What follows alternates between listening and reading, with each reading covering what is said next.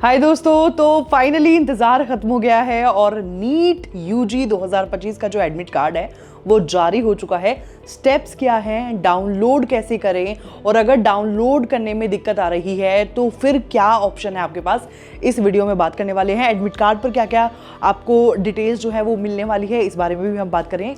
तो देर ना करते हुए चलिए शुरू करते हैं। तो सबसे पहले आपको मेन वेबसाइट neet.nta.nic.in पर जाना होगा। जाने के बाद आपको होम पेज दिखेगा। होम पेज पर आपको यहाँ पे अगर आप इंफॉर्मेशन या फिर इस बारे में नोटिफिकेशन चेक करना चाहते हैं तो सबसे पहले ऊपर आप नोटिफिकेशन देख सकते हैं। यहाँ पे release of admit cards for the candidates of NEET UG 2025 दिया हुआ है, लेकिन आपको जो मेन आपका लिंक है वो यहाँ पे कैंडिडेट एक्टिविटी नीचे आपको दिखेगा। यहाँ पे आपको ऑप्शन दिया हुआ है डाउनलोड नीट 2025 एडमिट कार्ड, और उसके नीचे जो ऑल्टरनेट लिंक है वो भी यहाँ पर दिया हुआ है। तो आपको इसको क्लिक कर लेना है। क्लिक करने के बाद आपको यहाँ पर पेज खुल जाएगा।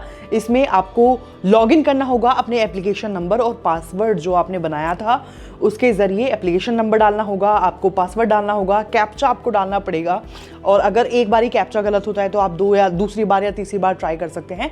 उसके बाद आपको सबमिट करना होगा। सबमिट करने के बाद आपको जो PDF है वो मिल जाएगी। अब इसमें जो ऑल्टरनेट लिंक है, आप कंफ्यूज बिल्कुल मत होना। जो ऑल्टरनेट लिंक है उसमें भी उसका भी जो प्रोसेस है वो बिल्कुल सेम है। इवन जो NTA है उसने नंबर्स हैं वो जारी किए हैं। अगर कोई भी सिचुएशन है और आपका जो एडमिट कार्ड है वो नहीं खुल रहा है तो उसमें कुछ नंबर्स दे रखे हैं, या तो आप मेल कर सकते हैं या फिर इन नंबर्स पर आप कॉल करके आप बता सकते हैं। जो एप्लीकेंट्स हैं वो 01140759000 या फिर 01169227700 और या फिर ईमेल कर सकते हैं। ईमेल के लिए जो ID है वो neetug2025@nta.ac.in है। तो आप स्क्रीन पर देख सकते हैं कि एडमिट कार्ड जो है वो दिया हुआ है। उसमें आपकी फ़ोटो आपको दिखने वाली है, आपका रोल नंबर, एप्लीकेशन नंबर, नाम, father's name, DOB, gender, category, state of eligibility और पर्सन विद डिसेबिलिटी, अगर आप हैं या नहीं हैं, जो भी आपने ऑप्शन सेलेक्ट किया होगा वो दिखने वाला है। यहाँ पे आपका जो मोड है वो ऑथेंटिकेशन का, जब आपने रजिस्ट्रेशन किया था वाया आधार किया था या पैन कार्ड या जो भी गवर्नमेंट ID है वो आपको नज़र आएगा। यहाँ पे आपको स्कैनर नज़र आने वाला है। आपका क्वेश्चन पेपर मीडियम जो भी आपने डाला है, इंग्लिश, हिंदी या जो भी आपने लैंग्वेज डाली है वो दिखेगा। डेट आपको दिख रही है कि 4 मई को जो है वो एग्ज़ाम होने वाला है। रिपोर्टिंग और एंट्री टाइम सेंटर पे 11 AM है, और गेट क्लोजिंग का टाइम जो है वो 1:30 PM है, शार्प यहाँ पे दिया हुआ है। टाइमिंग आपको फॉलो करनी है। टाइमिंग एग्जामिनेशन की दे रखी है कि 2 से 5 बजे तक है। टेस्ट सेंटर नंबर जो है आपका यहाँ पर दिया हुआ है, केयरफुली होकर आपको देख लेना है। टेस्ट सेंटर का नाम भी यहाँ पे दिया हुआ है, और टेस्ट सेंटर का जो एड्रेस है वो भी यहाँ पर आपको दिया हुआ है। इसके अलावा जो सेकंड पेज है उसमें भी आपको यहाँ पे अपना जो भी post card size colour photograph है जो आपको वो यहाँ पर अपना लगाना होगा सेंटर पर जाने से पहले। उसके नीचे यहाँ पे इंस्ट्रक्शंस दी है एडमिट कार्ड पे आपको, जो है यहाँ पर जो पहली इंस्ट्रक्शन है तो इसमें दिया हुआ है कि 4x6 का post card size coloured photograph अपना आपको लगाना पड़ेगा। डिज़ाइन स्पेस यानी कि जो भी स्पेस यहाँ पर दिया हुआ है, और जो इन्विजिलेटर है उसके लिए भी यहाँ पे इंस्ट्रक्शन दिए हुए हैं कि उन्हें इंश्योर करना है जो फोटोग्राफ और सिग्नेचर है पेज पे लगा हुआ वो मैच करता है with the photograph and signature of candidate जो भी पेज 1 पे एडमिट कार्ड के लगे हुए हैं। The candidate to sign across the photograph on left side, sign करने होंगे, और इन्विजिलेटर जो है वो उनको साइन करने होंगे राइट साइड पर। ये भी यहाँ पर जो है डिटेल दी हुई है। और उसके बाद में लास्ट जो इंस्ट्रक्शन दिया हुआ है, एडमिट कार्ड पर जो भी आपका फ़ोटो है उसको लगाना मैंडेटरी है। जो एडमिट कार्ड विद फ़ोटो अगर नहीं आता है कोई भी कैंडिडेट अगर नहीं लेके आता है तो उसे एग्ज़ाम में एंट्री नहीं मिलने वाली है। तो ये आपको ध्यान रखना है। अब यहाँ पर इम्पॉर्टेंट इंस्ट्रक्शंस जो हैं कैंडिडेट्स को वो एडमिट कार्ड पर भी दिए हुए हैं। इसमें से जो मेन है हम एक बारी बात कर लेते हैं। सबसे पहले तो यही है कि जो भी कैंडिडेट है उन्हें जो भी रिपोर्टिंग टाइम दिया हुआ है उन्हें वो एकदम टाइमली जो समय जो है वो टाइमली एकदम पाबंद होना पड़ेगा। उसके बाद जो है सेंटर में एंट्री जो है वो आपको नहीं मिलने वाली है और गेट क्लोजिंग टाइम के बाद किसी को भी एंट्री नहीं मिलेगी, साफ साफ बोल दिया गया है।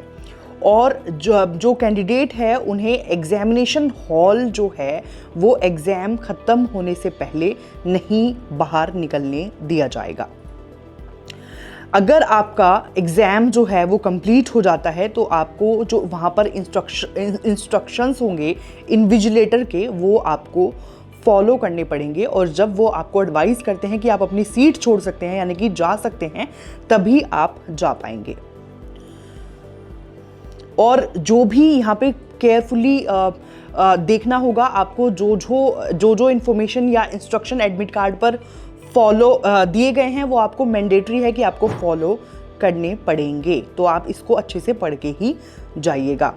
एडमिट कार्ड पर 3 पेज दिए हुए हैं। सबसे पहले तो सेंटर डिटेल्स है, सेल्फ डिक्लेरेशन है, सेकंड फॉर्म है उसमें पोस्ट कार्ड साइज फोटोग्राफ आपको लगाना पड़ेगा, और जो पेज नंबर 3 है उस पर इम्पॉर्टेंट जो है इंस्ट्रक्शंस हैं कैंडिडेट के लिए वो आपको ध्यान में रखना होगा। 3 पार्ट में जो है एडमिट कार्ड आपका डिवाइडेड है। कैंडिडेट्स को एडवाइस की जाती है कि वो जो लोकेशन है उसको एग्ज़ाम सेंटर की लोकेशन को वेरीफाई कर लें, या तो आप पहले वहाँ पर जाकर देख लें या कुछ समय पहले आप जाकर देख लें, ताकि आपको जो मेन डे है उस दिन कोई प्रॉब्लम नहीं हो।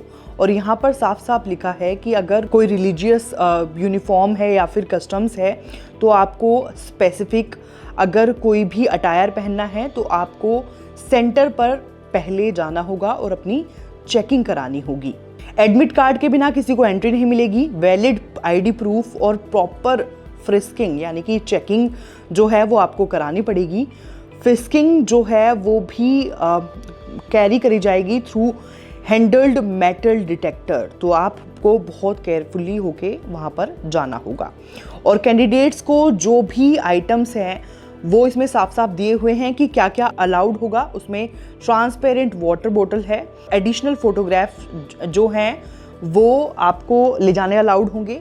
Admit card along with self declaration जिसमें आपकी photo post card size photograph होगा वो पेस्टेड होगा, वो आपको ले जाना अलाउड है। और यहाँ पर लिखा हुआ है कि जो भी सेंटर पर जा रहा है तो उन्हें जितनी भी डिटेल्स हैं वो सारी अपनी हैंडराइटिंग में ही लिखनी होंगी। और जो भी PWD या फिर PWBD सर्टिफिकेट कैटेगरी वाले हैं तो वो अपना जो उनके जो सर्टिफिकेट हैं या फिर स्क्राइब रिलेटेड जो डॉक्यूमेंट्स हैं तो वो उनको अपना लेके आना होगा, और जो भी टाइम उनको दिया है उसी टाइम तक पहुंचना होगा। जैसे कि मैंने आपको पहले बताया कि सिग्नेचर जो हैं और फोटोग्राफ जो हैं वो जैसे एडमिट कार्ड पर दिए हुए हैं उसी के अकॉर्डिंग आपको करने हैं। यहाँ पे बोल्ड अक्षरों में दिया हुआ है कि कैंडिडेट्स को एडवाइस की जाती है कि वो अपनी अपडेटेड कॉपी जो है आधार कार्ड की वही सेंटर पर लेके आएं। और PWB और PWBD कैंडिडेट्स जो हैं उनको अपना PWD या फिर PWBD सर्टिफिकेट जो कि कॉम्पिटिटेंट अथॉरिटी वगैरह से प्रोवाइड होगा वो आपको लेकर आना है। और जो स्क्राइब होगा वो NTA ही प्रोवाइड करेगा जब आपने ऑनलाइन एप्लीकेशन फॉर्म भरते हुए अगर आपने अप्लाई किया होगा तो। और कोई भी पर्सनल बिलोंगिंग्स जिसमें इलेक्ट्रॉनिक डिवाइस, मोबाइल फ़ोन और बैंड आइटम्स हैं या फिर प्रोहिबिटेड आइटम्स हैं जो इन्फॉर्मेशन बुलेटिन में दिए गए हैं उनको लाना अलाउड नहीं होगा। और एग्जामिनेशन ऑफिशियल्स जो हैं वो किसी भी पर्सनल बिलोंगिंग्स वगैरह के लिए रिस्पॉन्सिबल नहीं होंगे। और ब्लैंक पेपर शीट जो है रफ वर्क के लिए वो प्रोवाइड नहीं की जाएंगी। रफ वर्क जो है वो जहाँ पे स्पेस प्रोवाइड किया जाएगा टेक्स्ट बुकलेट में वहीं पे आपको करना पड़ेगा। और कोई भी कैंडिडेट को कोई भी जो अनफेयर मीन्स या फिर किसी भी ऐसी अनुचित संसाधनों में नहीं फंसना है, क्योंकि अगर आपने सीसीटीवी कैमरे में अगर आप पकड़े जाते हैं तो आपको दिक्कत हो सकती है। जैमर्स वहाँ पे लगे होंगे।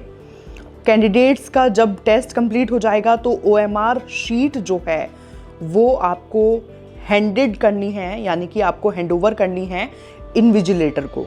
और ये कैंडिडेट की रिस्पॉन्सिबिलिटी है। जो आपकी OMR शीट है उसमें आपके और आपके जो इन्विजिलेटर हैं उस स्पेस पे उनके साइन होने चाहिए। ये कैंडिडेट की रिस्पॉन्सिबिलिटी है।